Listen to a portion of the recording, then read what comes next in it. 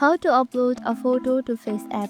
Want to transform your look with AI filters? Here's how to upload a photo to Faceapp in just a few simple steps. First, open Faceapp. On the home screen, you will see your phone's photo gallery load automatically. Now you can scroll through your photos and tap the one you want to edit.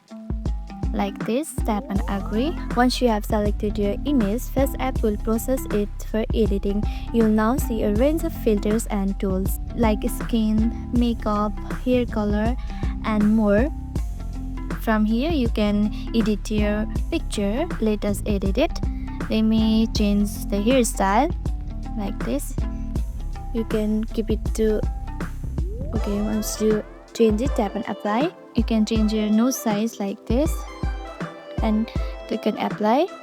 Now you can also change your skin from here. You can add freckles and all like this.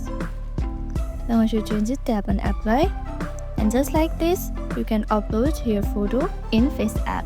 Once you upload it and edit it, tap and save, and it will be saved to your gallery. And that's it.